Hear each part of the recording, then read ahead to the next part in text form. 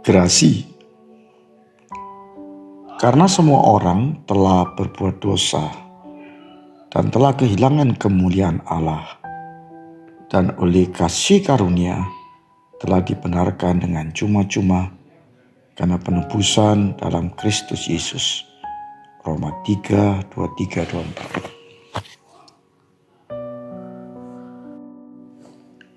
Agama mempunyai hukum atau aturan supaya para penganutnya berlomba berbuat kebaikan. Maka di dalam agama ada konsep bahwa jika seorang penganutnya berbuat amal dan kebaikan lebih banyak dari kesalahan dan keburukan, maka orang tersebut diterima di surga. Jadi konsep layak dan tidak ditentukan dari lebih banyaknya berbuat baik.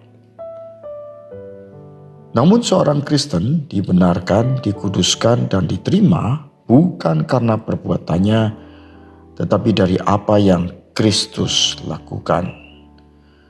Melalui pengorbanan Kristus, setiap perbuatan buruk kita yang sudah dan yang mungkin akan kita lakukan telah ditebus oleh pengorbanan Kristus di kayu salib.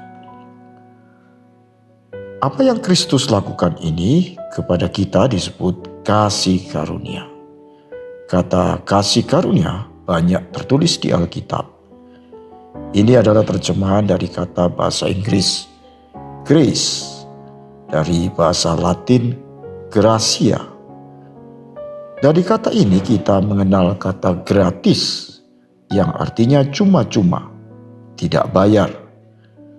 Juga kata grasi, yaitu pengampunan, pembebasan, atau pembatalan hukuman mati yang diberikan kepada narapidana oleh seorang presiden.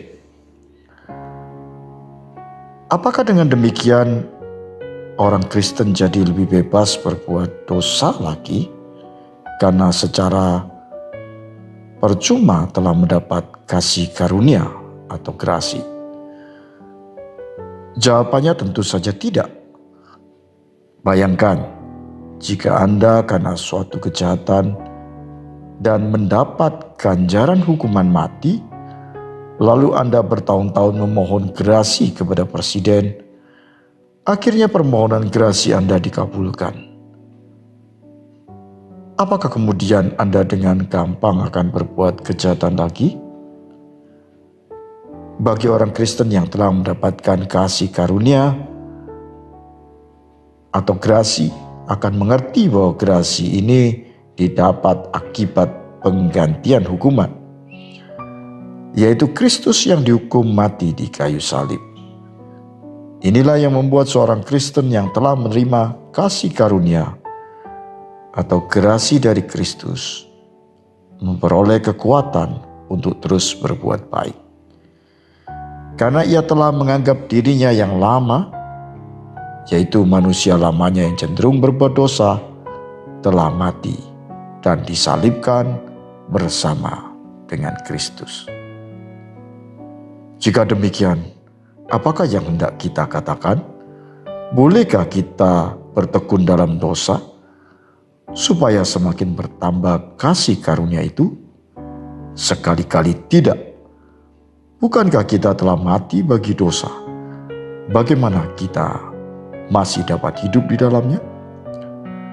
Roma 6 ayat 1 dan 2. Itu sebabnya semua manusia membutuhkan grasi dari Kristus.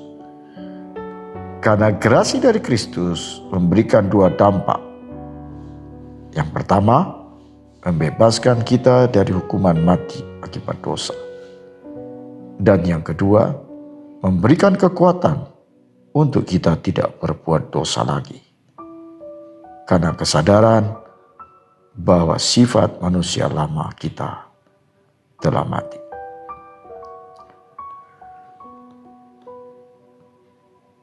Pengampunan dosa dan penghapusan hukuman mati bukanlah izin untuk melakukan dosa dan kejahatan.